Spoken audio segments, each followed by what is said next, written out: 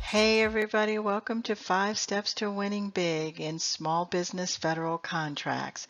I'm Michelle Brown with FedBiz Exchange Federal Contracting Training Series. This is video 2, and we're going to talk about getting set up for federal contracts.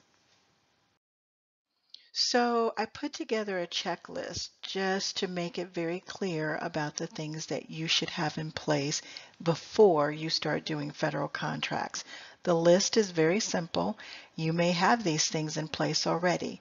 If you find that you have these things in place already, you can skip to video 3. I love to be able to skip to the next level because I've done something right for a change. But just look at the list, make sure you have all these things in place, and skip to the number where you are. If you haven't gotten all 6 or 7 of these things in place, just go ahead to the next one if you've done the one before that, and so on and so forth. So the checklist to pull it all together would be: number 1, you need to have your business structure set up. You can do that with your state, and we'll get into that a little bit more. Number 2, you need to get your DUNS number. You can get your DUNS number in 1 day. Number 3, you need to get your EIN. This is a business ID. Some people are sole proprietors and they use their social security number. I would not suggest that you do that. You can be a sole proprietor and still get your EIN through the IRS. You can get that in 1 day. Number 4, verify your NAICS codes. If you're brand new to this process, you may not know what those are, but those are descriptions of your business services or your products. Number 5, complete your SAM registration. This is probably the biggest deal. It'll take you about an hour and a half to get that done, but you need to have all of these documents that I'm talking about, 1 through 4, before you can complete your SAM registration. Number 6, build a web page just for contracting. You can have a subdomain if you already have a web page or something like that. It doesn't need to be anything elaborate, but sometimes people get into other markets to do something different or something new to add to what they're already doing. Keep in mind your commercial market is a little bit different than your federal market. So even if you don't have any federal contracts or state contracts that you can show off, you still want to be very clear about what you can do. So you can take your commercial business or your commercial projects or your commercial experience and put it on a federal page. Just make it very clean and simple. Okay, and I'll talk to you about that a little bit more, but just know that you should have some type of page that you can direct your prospects to, the federal buyers. They need to be able to go there. And then number 7, create your capability statement. Your capability statement should look a lot like your web page for federal contracting or any type of contracting. A lot of people don't realize that, but it really helps. It helps them to understand who you are, why you think you could do business with the federal government, the projects that you've done, that kind of thing. And if you need to delve into that a little bit more, just send me some comments and I'll see what I can do to help you out with that. Your capability statement is a snapshot of your business, and I'm actually creating a one-off video because I'm realizing that a lot of people don't know what a capability statement is, or they don't have one ready, or they don't know what it should look like. But I'm going to do a video just for you guys so that you would know what that looks like. I'm also going to give you a template so you don't have to spend a lot of time creating capability statements. A lot of times those kind of things can take up so much of your time, it can be exhausting. It's nice to have ready-made templates to just get things done. Okay, so that's your 7. Now for some of you, you may only need to do the last 2, but you need all 7 of these things. And none of these things are difficult except maybe SAM. And if you don't know how to do SAM or you don't know anything about SAM, I'm going to talk to you about that. And I will probably end up doing a one-off video for SAM because SAM can be a little bit frustrating and a little bit intimidating. I'll talk to you about that a little bit more in just a few minutes. So getting your business set up. The first thing you want to think about is whether or not you want to be a corporation, an LLC, or a partnership. Now, if you need to consult with your lawyer or whatever, do that, but it's not that big of a deal. If it's just you, you may want to consider an LLC, or you may want to consider being a corporation. It's up to you, but do some research on that. That's not what this video is about, so I won't spend too much time talking about that, but you really should pick a business structure because you don't want to do this as a sole proprietor. You can, but it's not the best to me, especially when you're dealing with a lot of money and customers. You don't want people suing you personally, so it's better to incorporate in some form or some structure. And then you also need to, I should say, if you already have that set up, then no big deal, then you just move on to the next step. If you already have all of your business structure done and you're ready, you don't need to listen to the rest of this. Just skip to the next step. But setting up your structure with your state, the Corporation Commission, for me in my state, it's the Corporation Commission. All you need to do is look them up, call the number, find out how much it's going to cost, and find out what the process is. And then, regardless of the structure you choose, contact the appropriate agency to make sure that you understand how things should look. A lot of times they're not going to give you too much advice on it, but look it up, do some research, but most of you may have this done already.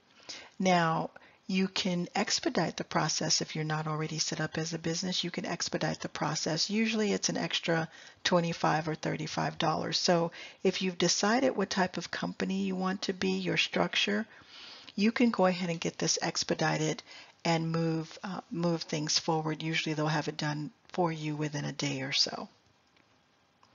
And then you can also remain a sole proprietor if you choose. I don't recommend it because it's just financially dangerous.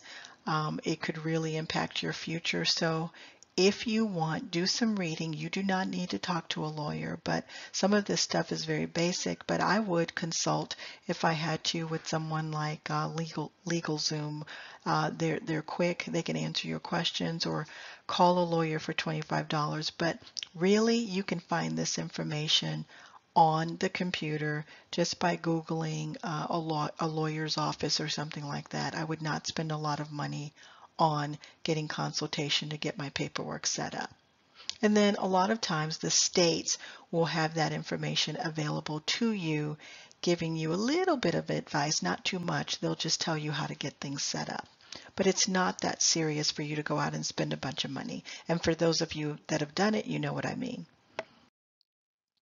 The next thing on the checklist is the Dun & Bradstreet number. So you really do need to get your DUNS number. Your DUNS number is to do business with the federal government. Everybody either already has one and they don't know it, or they need to have one created. So this picture right here is a picture of the Dun & Bradstreet website. The link to Dun & Bradstreet will be in the video description note, so you can just click on that link and it'll take you directly to Dun & Bradstreet. But you must have one of these numbers. So when you contact them, they will talk to you about this, but please understand this is free. You do not need to pay for a DUNS number.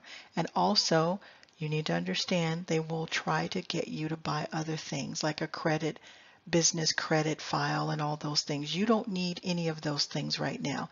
The federal government does not require that. So I already said bullet number 3, you don't need to have a credit file. Not to say that later down the line you may not decide to get one, but at this time you don't need one. You are just trying to get started with your federal government contracting. And do not let them talk you into anything else because they are very good at making you feel guilty about that. So if you do not have a DUNS number, go ahead and call the number below, which is down at the bottom to the left that says call us. And that's their 800 number. They'll ask you for your address. They'll ask you some general information. And if you do not have a DUNS number, most businesses do. These people have been doing this forever. So All you need to tell them is that you want your free DUNS number, and that's all you need right now, and you move on. And that process should not take very long at all. Your employer identification number. Now, if you're a sole proprietor and you're not a corporation or an LLC, you can still get an EIN number. And even if you don't want to change from being a sole proprietor, I would suggest that you definitely go to irs.gov and get an EIN number. The link for this is also in the description in the show notes. So make sure you click on that link because it's going to take you right there. This is a very simple process. All you have to do is fill in the information. It'll ask you what type of structure you are or the type of structure you're going to have, corporation, LLC, or sole proprietor or partner. You choose the appropriate one. It'll ask you some more questions, address, and some general information. And then you click the submit button, and it will give you a tax ID number with all of your paperwork, and it'll also mail all the other details to you. So it's a very simple process. It's very easy to do.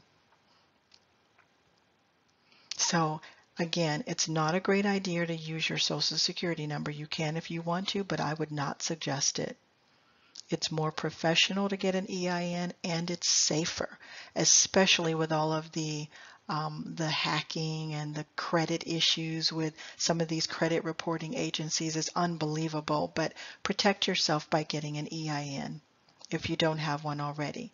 And then just as a side note, make sure that your EIN, the information on your EIN, like your address and your name, make sure that when you apply for SAM, if you're not already in there, you need to make sure all the information matches. If it does not match, it's going to come back rejected.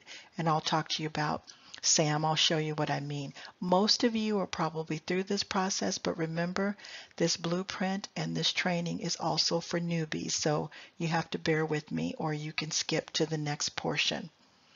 And then you can just apply online for your EIN.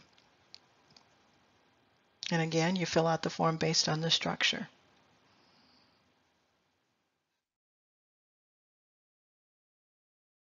Okay, now again, the link will be attached in this video, so you don't have to search all the way around the IRS. You just want to get to things as quickly as you can. The irs.gov website is huge. There are all kinds of things you could get into, so use the link that I give you in the description. Okay, now you need to find your NAICS codes. Now, some of you already have your businesses set up and all of that, but you need to find your NAICS codes. The way that you find your NAICS codes, and by the way, NAICS codes are codes that describe your company, your products, or your services. The way that you find your codes, and most people don't even know this website, but it's NAICS.com. I give you the link below in the description as well, but it's NAICS.com. You click on that link and it will bring you to this page. This page, as you can see, down towards the middle, just below where it says welcome to NAICS.com, find your NAICS code. You're going to click on that link and it's going to take you to a search box. When you get to that search box, you're going to put in keywords. And for the purpose of this training, I used as an example pharmacies, retail pharmacies. So I tried putting in pharmacy the first time and I got nothing came up. But then I decided to use plural pharmacies, and you don't need to use a lot of keywords together. Use one keyword at a time. So when I put in the word pharmacies, look what came up. Down below where the red arrow is, it says pharmacies. Pharmacies and drugstores. Those are two of my codes. And then the other one says mail order. That's for when you buy pharmaceuticals, mail order, that kind of thing. That may or may not apply to your business if you are a pharmacy retail store. I'm using as an example a pharmacy company because we have a couple of clients as pharmacies. They are in the 8A certification program, They're small businesses, so this is a good example because we walked her through some of this process. But this is what would come up. So use a keyword. Whichever codes come up down here by the red arrow, those are going to be your NAICS codes. And you could have more than one. You could have many. You could have 5, you could have 2, you could have 3, you could have 10.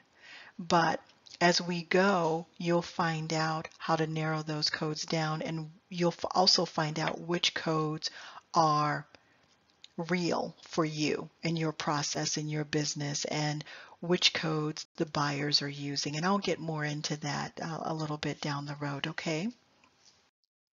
So I had to do another one because that was just 1 or 2 codes. I wanted to get more, so I put in drugs, and it gave me more codes. It gave me medicinal and botanical manufacturing, because even though I may not have thought of manufacturing as a pharmacist, of course it would be wholesale of drugs. So I would use that code as well. And I'm going to find out, as I said in the previous slide, I will find out if these codes are the right codes for me. And that's when we get to video 4, video 3, and video 4, where we're learning how to use this information. So the point is I need to write these codes down, both of them. And then the one at the bottom by the red arrow says drugs and druggists. So I would use that code as well, because I just don't know which codes are going to work for me, but they at least describe what I do. And if I do other things, like I sell medical equipment in my pharmacy, or diabetes support resources, things like that, then I would put those in the search boxes as well, because I want to get as many codes as I can. Remember, these codes are going to connect me to the buyers. They're going to tell me who's selling, or who's buying what I'm selling. So here's what you need to know about NAICS codes. 1, NAICS codes are universal codes. Everybody uses them. It's a universal system. That NAICS.com site, that is an official site. It's not a government site, but the government has used that site and that system for many, many, many years to determine how they're going to code products and services. So we all use them. Everybody uses them. NAICS codes are a high-level description of your products and services. And I say that because most people don't understand that. Nobody teaches you that.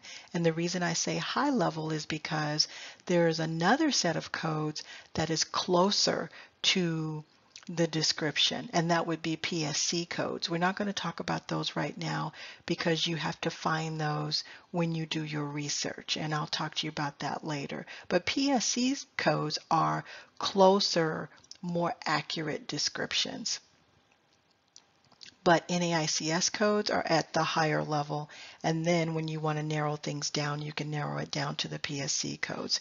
So everyone in the contracting arena uses these NAICS codes, and they have changed over the years. Not a whole lot, but they do change. And then your business may have many different codes. I mentioned that already, so be aware of that, and use any code that seems descriptive of your product or service. Even if it seems close to the other one that you already used, use it anyway, because again, we need these codes to narrow things down and get to the source. We're trying to get to the buyers, the federal contracting officers, the federal buyers. You should also include codes that apply to your business in your SAM account. So that means all of these codes that you're getting, you're going to put them in your SAM account, because this is how people find you. They could do a search through SAM, and there are other ways they can do a search to find you. When I say people, I'm talking about federal buyers, contracting officers, project managers, people that are looking for small businesses to work with, women-owned, minority-owned, disadvantaged, 8A, veteran-owned, you name it. Those are all certified businesses. So federal buyers may or may not use the same codes. That's one of those secrets that you need to understand. They may or may not use the same codes that you use, but you will find out because I'm going to teach you that. When you do your research, when we run reports, when we're finding out who's doing the spending, who's buying from people like you, businesses like you in your arena, you're going to find out what codes they're using. And you're going to find out if the codes they're using are the same codes you're using. If you are not using the codes that they use, you're going to add the codes that they use, because that's the only way you're going to know when they want to spend money in your industry. An important factor, you could miss opportunities if you don't know that information. So I know that you're not taught that. Even those of you that know about NAICS codes, most people don't even talk to you about that because it's not something that people think about. Some people just do it because they know what to do, but it's not something that even someone from the SBA might realize that they need to talk to you about. But I've noticed with all of my years of training that a lot of our clients are not able to find opportunities because they're not looking in the right place, they're not using the right numbers. And that would be the NAICS codes, the PSC codes. So in order for you to not waste your time and to not get frustrated, we need to find out what codes the buyers are using, and we need to use or have you use the same codes. So down the line in video 4, we'll review that as part of the process and you will see what I mean. So that's a very, very important point when it comes to your NAICS codes. It's part of your success, so to speak. You have to know where the opportunities are hiding. And sometimes they really are hiding, and I'll talk to you about why. Okay, so now we're at SAM. You need to go to SAM.gov, and I will give you the link to that as well, but it's very easy to look up to Google SAM.gov. It is a protected site, so if you go and Google it on your own, you need to look for the HTTPS. And when you go in here, yes, it is kind of a lengthy process, but you only have to do it once. You will have to do updates sometimes, but the first time you do it, it'll take you about an hour and a half. It can be somewhat intimidating.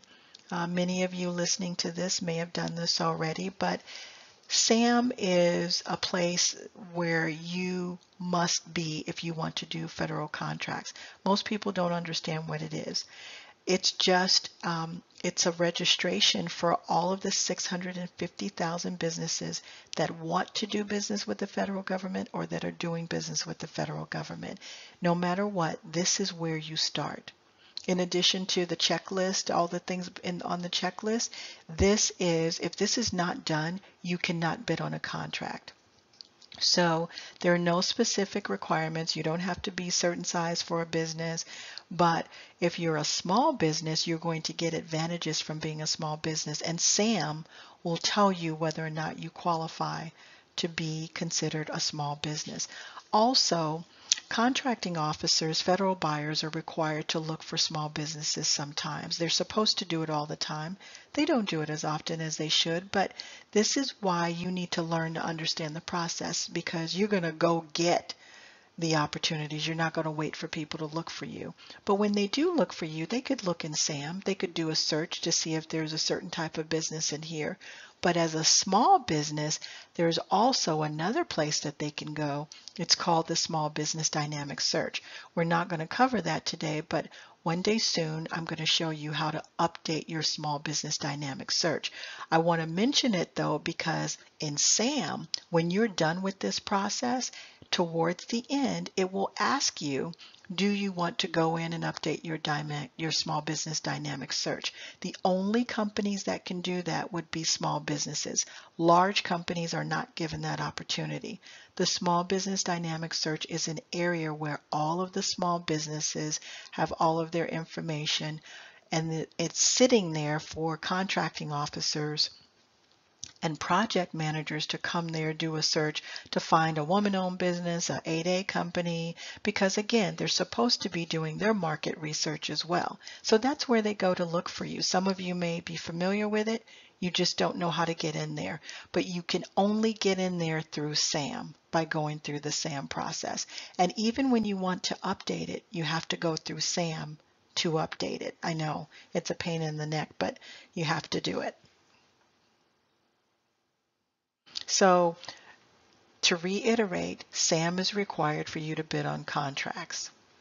Every business must have a SAM registration. If you've done this, you can go ahead and skip the process or not worry about it, but most people are in here. They don't understand why they're in here, but this is how the government controls every business in the country and out of the country too that wants to do business with the federal government. And the process, again, takes about 1.5 hours to complete. Now, one other thing that probably no one ever says anything to you about is having a professional website. Most of you have that, but if you have it, it's great. But you should have something for your projects, your past performance. You want something that's clean and directed to federal contracting. Experienced federal contractors know that they should have a website that only caters to what a federal contracting officer would go and look at. That lets them know that you have some level of experience and you know what you're doing. You don't want to look like a novice. Just because you don't know everything doesn't mean you have to look like you don't know everything. So a lot of our professional clients that know how to do government contracting, even before they came to us for help with something, they already had a website, and it doesn't have to be anything big. It could be a few pages, and it could look just like your capability statement, which I'm going to talk to you about in just a couple of minutes. So you need to have a website, and if you already have a website, have a specific page just for federal contracting. And that's the page you should put on your capability statement. You could even use it or do it as a subdomain. Past performance is important to federal buyers, but not everyone will have federal or state past performance, but you can use commercial past performance. The ideal thing is for you to start federal contracting after you've started your regular business. I will just be honest with you. I'll always tell you the truth about things, although sometimes it sounds harsh. Federal buyers don't like the idea of people coming straight out of the gate, starting a business and trying to get federal contracts. Of course, we know it happens, but those are savvy, creative people, to put it nicely. There are people that can get away with it, but they also don't let the federal buyer know that they don't have certain things. They look like they know what they're doing. So if you're coming right out of the gate and going right into federal contracting, please just look like you know what you're doing, even if you don't.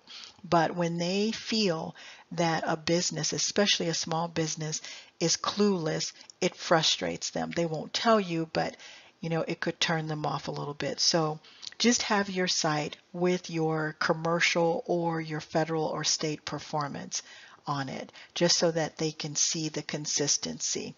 Any commercial contracts, state contracts, anything to demonstrate that you have experience in your industry would be great. And it doesn't have to be a lot of stuff, but they need to feel confident, and you need a professional website. Don't just throw something together. If you do, make sure that it's straight to the point, it's 2 pages, and it gets to what it needs to get to. Past performance, what you can do, who you are, your NAICS codes. It really should have a lot of information, exactly as your capability statement will. So again, I keep reiterating this, but it should be clean and it should be organized, your web page.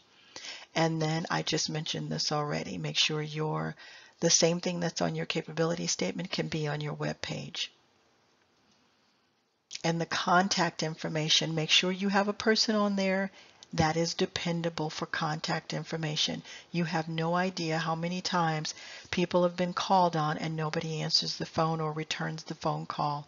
because the contact person is not watching out for the federal buyers to call.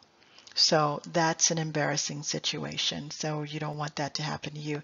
If you're serious about this, you will have yourself as the contact person, one of your managers, or someone that you know you can depend on. And for a website, we just want to tell you that we use Bluehost and we do recommend them, and we do get support financially and some other things whenever we refer clients, because we look for ways to support our free programs with our FedBiz Exchange and also with our training. So what I will do is provide you with a link, but if you have your own web hosting company that you'd like to use, that's great.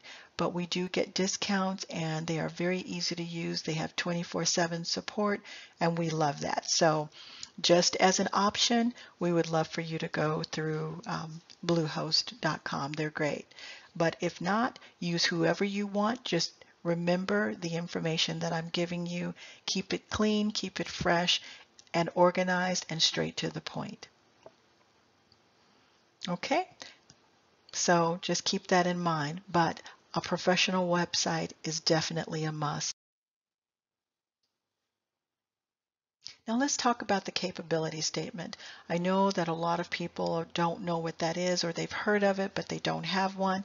We have templates for capability statements, and as I mentioned earlier, I will probably do a quick one-off video just about capability statements because you do need them. You won't use them all the time, but it's a quick snapshot of your business, and you go over a few things. There are a few expectations that federal buyers and federal employees expect you to have when you have a capability statement.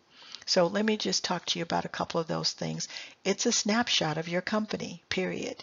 And the way you organize it, and I have some examples that I'll share with you, the way you organize it is very important. You don't want it to look too messy or crowded, but there's only certain information that the federal buyers are going to be interested in. So it tells what you have to offer, it tells what you do, it tells your specific capabilities. It's an industry standard to have one. Everybody has one if they're going to do any type of work with the federal government. Again, you may not use them all the time, but what if you want to market to a few contracting officers, federal buyers, just to let them know that you are out there? Women-owned businesses, we're still looking for women to get more opportunities, but if contracting officers don't know that women are in underrepresented categories, then they don't set aside as often. But if you decided that you're in an underrepresented category, you're woman-owned, and you want to let them know that you're out there and what you do, you could send them a capability statement via email. They would read it. Sometimes they'll even respond back to you. And capability statements, as I mentioned, should have very specific information and very specific items. And when you go through the capability statements training, you'll see what I mean. It'll probably be no more than 10 or 15 minutes, but I will train you on how to do the statement so that you can get these done. A lot of people know they should have them, but it's kind of a pain to take the time to do them, so we give you a template. And then the statement should not be more than 2 pages, unless you have a portfolio to add to it, which we do have and which some of our clients have. Those are nice, but the 1 or 2 page and front and back is best, is always best to have that, you know, especially while you're moving around, and especially if you're going to see someone on a military base or at one of the federal offices or something like that.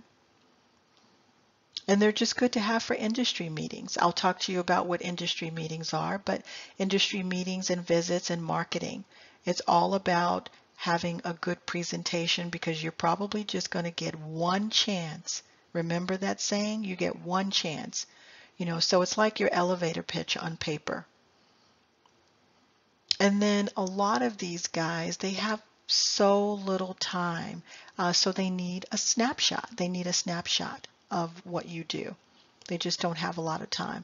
Because if you give them something long and drawn out, they're not going to read it. So just keep that in mind. And then don't ever meet with anyone, a federal person, whether they're a federal buyer or project manager or what we call a specialist, a small business specialist. Never meet with anybody without having your capability statement ready, because you never know when they're going to have to pick that up. They're looking for someone like you, and they could pick that up and call you. Now, here are two examples of capability statements. One is for an architectural engineering firm, which they happen to be the same company because they do both. They do architectural engineering and they also do general contracting. They should not necessarily use the same one. They could, but what if they're bidding on just an AE bid or an AE opportunity? Then they could use their capability statement for architectural and engineering. What if it's a general contracting situation? Then they could use their general contracting A&E state or their general contracting capability statement. So you want to not create a lot of work for yourself, but if you do them, they're ready. They're like business cards. They're already prepared. You don't have to do much more work unless you change some things, move your office or something, but it's one of those things that you must do. It can be a little bit annoying, but you need to get them done. Okay? Now, I hope you enjoyed this information. There are links to this video that'll help you navigate through this checklist because I want you to get this done quickly. If you already have most of it done, use the links that you need to use. Otherwise, just go ahead and move on to the next video. Thank you for watching. Thank you for spending this time with me. Don't forget to leave me your comments and let me know what you need in training. I know if you're a newbie to federal contracting, this could be a little overwhelming. That's why it's all broken down. But let me know what you need. I'll be happy to answer any questions. Leave your comments below. And of course, don't forget to sign up for FedBizExchange.com. Put your business on the exchange because we're building businesses so that we can start getting you guys to start working with each other. There are a lot of contracts that come out, and we have clients and people like you guys that ask, do you know of any other businesses that do A, B, and C? We want to start connecting businesses, so help us with this effort and this endeavor. FedBizExchange.com. You don't have to complete everything at once, and remember, best of all, it's free. All right. See you in the next video. Thank you for joining me.